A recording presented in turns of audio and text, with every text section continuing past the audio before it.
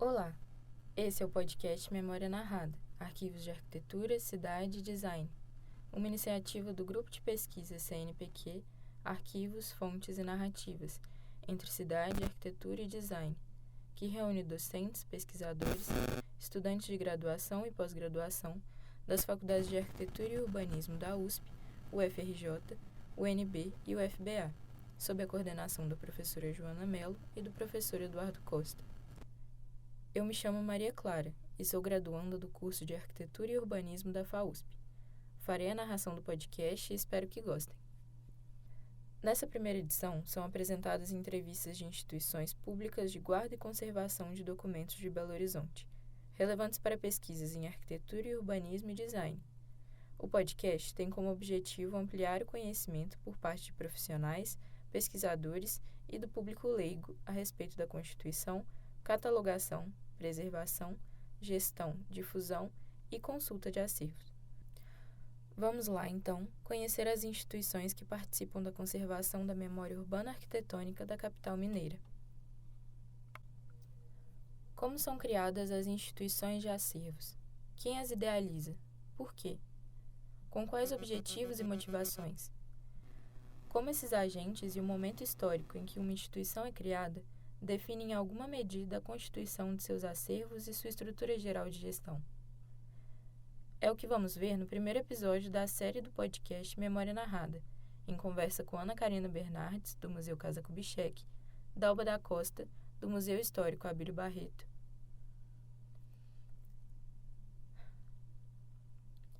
É o que vamos ver no primeiro episódio da série do podcast Memória Narrada, em conversa com Ana Karina Bernardes, do Museu Casa Kubitschek, Dalba da Costa, do Museu de Arte da Pampulha, e Isabel Guerra, do Museu Histórico Abílio Barreto.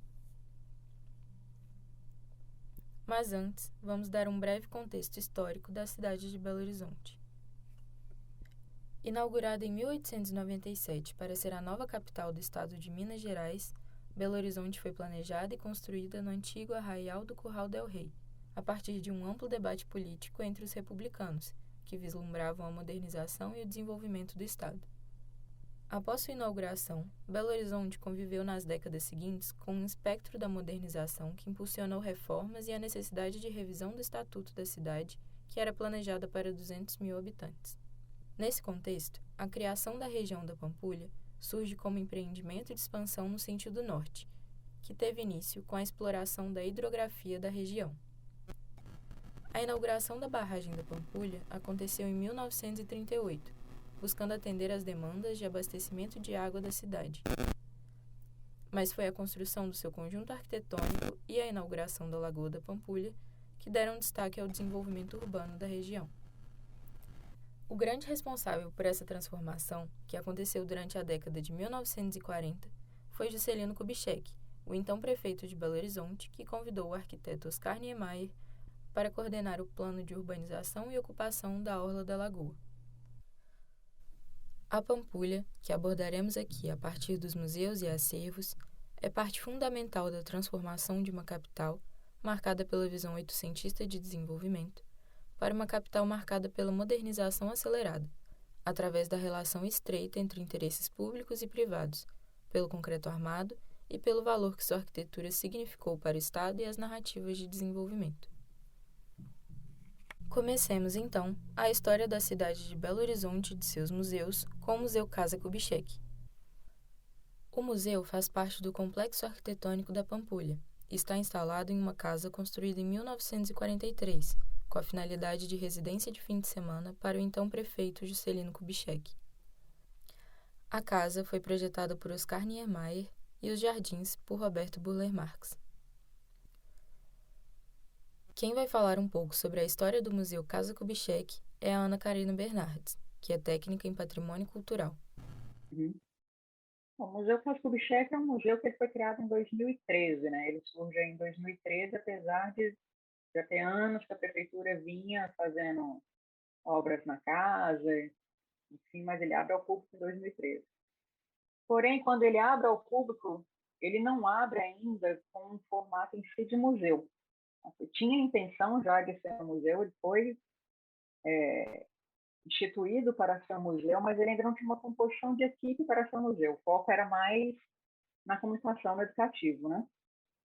O MCK, do início, quando teve a vontade de se comprar a casa, de se adquirir a casa da dona Juraci. Aqui, vale a gente explicar quem foi a dona Juraci. Inicialmente, a casa de campo pertencia à família Kubitschek. Em 1951, ela foi vendida ao Sr. Gilbert Guerra, que era assessor e amigo pessoal de Juscelino Kubitschek. A dona Juraci Guerra era casada com Gilbert e viveu na casa até 2004, quando faleceu. Deve-se a ela a preservação da casa e o rigor na manutenção de sua arquitetura original. A Prefeitura de Belo Horizonte adquiriu o imóvel em 2005 e manteve os móveis de dona Juraci na casa em que hoje é o museu. Desapropriação. Isso antes de 2005, a casa foi desapropriada em 2005, mas antes já se tinha essa vontade por parte de pessoas que trabalhavam na prefeitura. Porque a dona Juraci foi proprietária da casa da década de 50 até 2004, era da família Guerra, que era uma família muito próxima, Juscelino, muito próxima a Niemeyer. Então, ela tinha uma relação afetiva também com o primeiro proprietário da casa e o arquiteto que desenhou a casa, né? E ela em vida, eu tenho uns relatos que falam que ela mesma em vida falava que ela gostaria que a casa depois se tornasse um museu. O fato de só ter o nome, a titulação museu, levando a nomenclatura mesmo, em 2019, não é resultado diretamente só de uma política em relação aos museus. Há vários trâmites aí burocráticos dentro da prefeitura que não se conseguia criar um cargo para você ter uma chefia no museu. Então, um dos entraves ao longo de aí, uns 4 anos, para não se chamar de museu, né, foi que a gente não conseguiria ter um cargo efetivo dentro da estrutura organizacional da prefeitura que pudesse ser direcionado. Aí sim, tem uma mudança de gestão de prefeitura, uma mudança de... Aí cria-se novamente a Secretaria Municipal de Cultura, aí a fundação passa a ser vinculada à Fundação Municipal de Cultura, faz uma outra reestruturação dentro da própria secretaria, dentro da própria fundação. Já tinha passado por um enxugamento em 2011, aí quando vai em 2017, 2018, isso acontece novamente, e aí se entende depois isso é resultado, na verdade, não de uma política em si da prefeitura ou da fundação, digamos assim. Foi um movimento muito mais interno do que externo. A pressão para se reconhecer o museu como museu, ela veio muito mais de dentro para fora do que de fora para dentro. A partir do momento que a gente começa a colocar de fato, olha, tem um acervo, a gente tem que cuidar, tem que ter uma equipe técnica para cuidar do acervo, tem que ter uma equipe técnica para documentar o acervo, não só deixar ele em exposição, que é o que havia sido feito.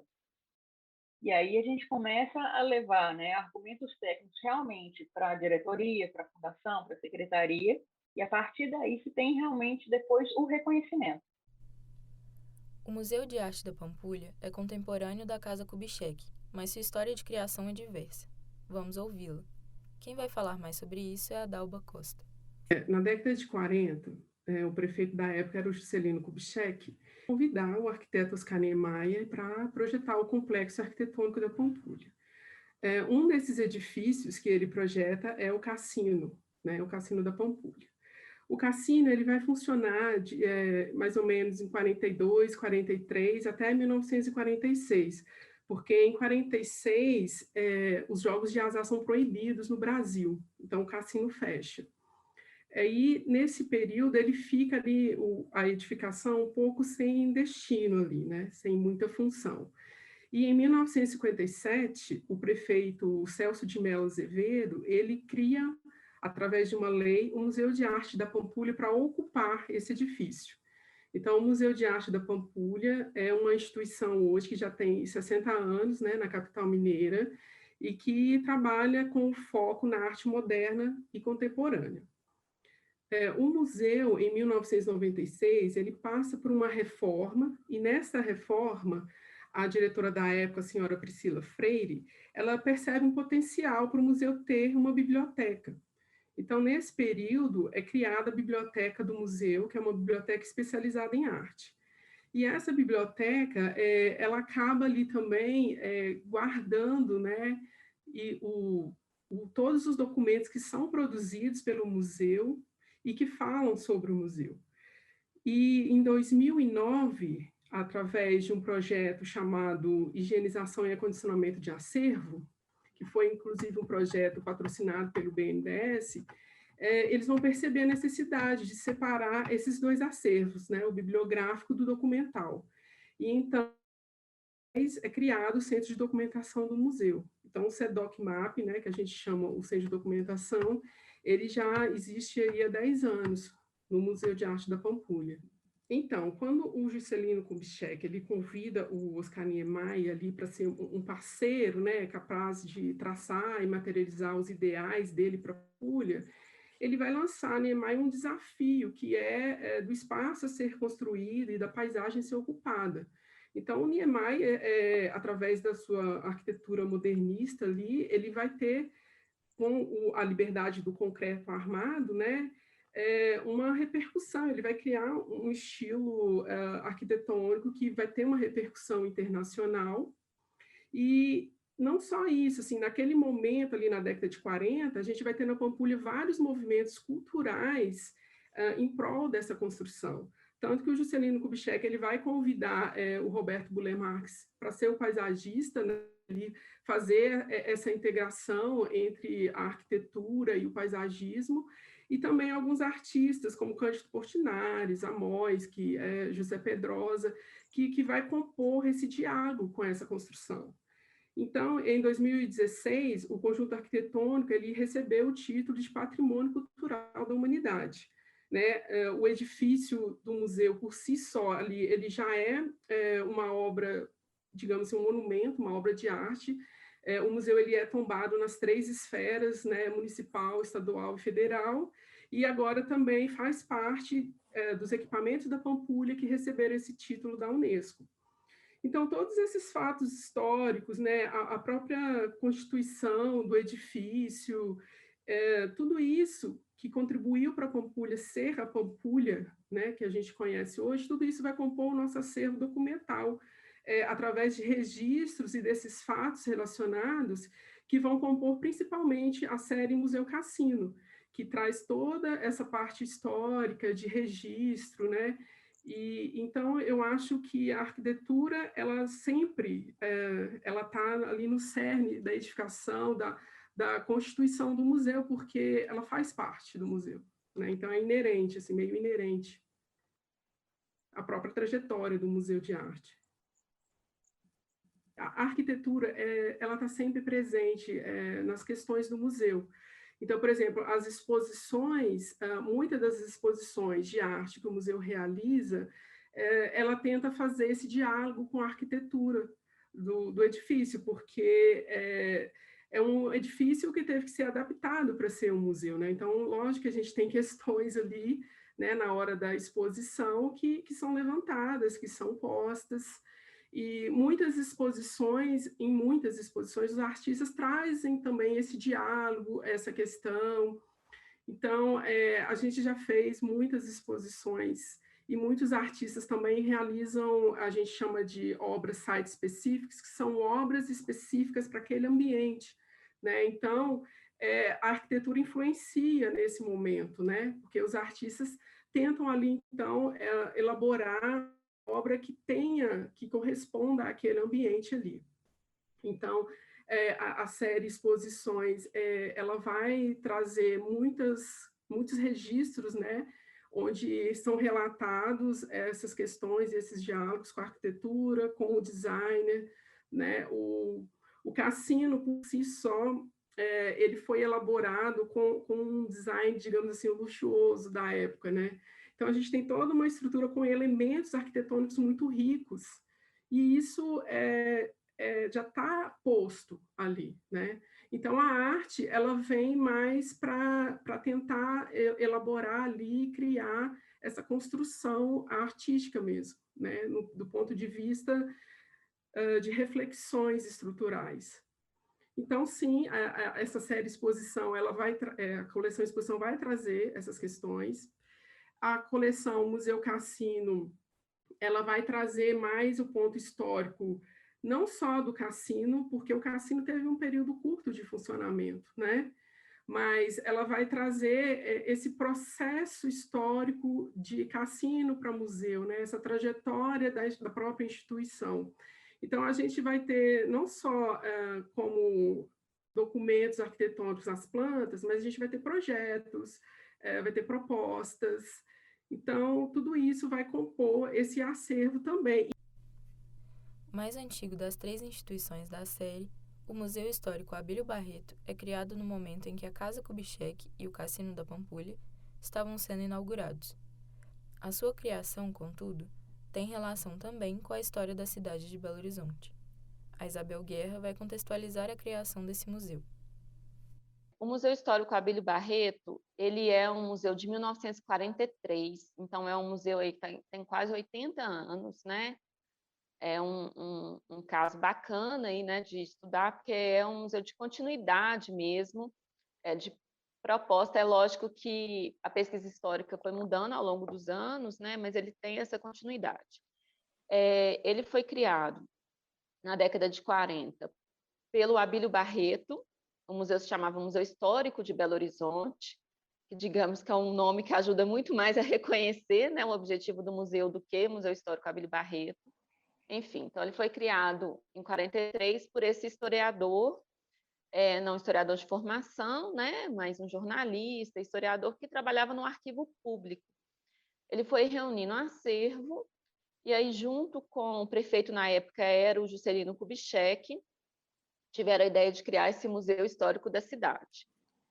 É interessante, assim, porque a gente tem que pensar que é um período no Brasil mesmo, né? A gente tem uma criação do ISFAM em 1937, a gente tem o Museu Histórico Nacional dando cursos, né, para a formação de outros museus no país inteiro, e o Abílio Barreto, junto com o Juscelino, entraram nisso. A gente pode ver até que é uma ligação bem assim do que o Instituto de Patrimônio Histórico foi, né? Porque aqui em Belo Horizonte a gente tinha, então, o Juscelino criando, né, com o Niemeyer e tal, a Pampulha, né, esses prédios modernos, né, essas edificações da Pampulha, e, ao mesmo tempo, criando um museu histórico da cidade. Vou falar um pouquinho da história de Belo Horizonte, que eu costumo contar como se todo mundo soubesse, mas como essa entrevista vai ficar gravada, eu acho importante a gente dar esse contexto. Belo Horizonte, então, foi uma cidade planejada, né? Uma cidade que a capital de Minas Gerais era em Ouro Preto. Após a proclamação da República, houve essa ideia de criar uma nova capital para o estado, né? Mais republicana. Então, foram estudadas várias cidades de Minas para a criação dessa capital, mas escolheram o lugar que era o então Arraial do Belo Horizonte, que antes tinha se chamado Arraial do Curral del Rei. Então, esse arraial, para a construção dessa nova capital, ele foi praticamente todo demolido, né? Aqui tinham muitas pessoas morando, essas pessoas foram indenizadas, mas, enfim, não conseguiram viver no centro da cidade, porque era muito caro, né? Os lotes ficaram caros, a vida dessas pessoas era uma vida mais rural, então a cidade foi criada com lotes urbanos, e as pessoas foram então se mudando para regiões suburbanas, né? As regiões mais de fazenda da cidade. Então muita gente mudou para o então Arraial do Venda Nova, que hoje é até integrado a Belo Horizonte, né? O Arraial do Barreiro em outras áreas. Só que essa casa, que hoje, né, que se transformou na década de 40, na sede do Museu Histórico Abílio Barreto, foi uma casa que não foi demolida. Era uma casa do Arraial, foi desapropriada, era a fazenda do Leitão, a família foi desapropriada, eles mudaram para outra região da cidade, que se chama Cidade Nova, hoje, né, que tem um bairro também chamado Silveira. Essa família da Fazenda do Leitão era a família Silveira, e essa casa ficou lá. Essa casa foi posto zootécnico, foi sede, ela foi usada para várias coisas nesse período entre a década de 90 do século XIX, né, e a década de 40 do século XX. E aí, como essa era uma casa do Arraial, quando foi fazer um museu histórico da cidade, né, fez nessa casa. Ela foi, então, restaurada, né, com algumas reformas, com uma discussão entre o SFAM e o Abílio Barreto, e aí o Abílio Barreto levou, então, os primeiros acervos, alguns trazidos dos arquivos públicos e outros coletados aí ao longo do tempo. A questão que se coloca, então, é o porquê de sua criação. Belo Horizonte, na época, não era uma cidade de 50 anos. Portanto, era uma cidade nova, né? Num período que se achava que a história era uma coisa muito antiga, né? Assim, nem o Brasil as pessoas achavam que tinha história, né? Que a história era da Europa, né? Esse tipo de coisa. Então, eles foram criticados à época da constituição desse museu, por achar que é um museu muito... vai fazer história de uma cidade que nem existe ainda, né? Que está tão recente. Mas o Abílio Barreto ele acreditava nisso, que esse museu ia se constituindo ao longo do tempo do desenvolvimento dessa cidade. Mas ele também queria constituir acervos desse arraial, né, que era anterior e mais antigo aí. Então, esse primeiro acervo ele foi trazido, assim, a gente tem desde o início um acervo dessa comissão construtora da nova capital, né, e outros acervos, assim, à medida que a cidade ia crescendo, um acervo ia sendo constituído, mas sempre com esse objetivo de ser um museu histórico de Belo Horizonte. Agora que conhecemos um pouco a história da criação das 3 instituições em Belo Horizonte, nos próximos episódios vamos entender como seus acervos foram constituídos e como se dá sua difusão. Chegamos ao fim do primeiro episódio do podcast Memória Narrada, Arquivos de Arquitetura, Cidade e Design, dedicado a Belo Horizonte. O programa foi desenvolvido no âmbito do projeto unificado de bolsas da USP, com a participação dos estudantes de graduação Alícia Ferreira, André Luiz de Souza, Maria Clara Rodrigues, Nicolas Sarracino e William Hideki, das estudantes de pós-graduação Anne Capello, Gabriela Tamari, Isabel Sanches e do pesquisador Carlos Oliveira, além dos docentes da FAUSP, Joana Mello e Eduardo Costa. Obrigada pela sua companhia e até o próximo episódio.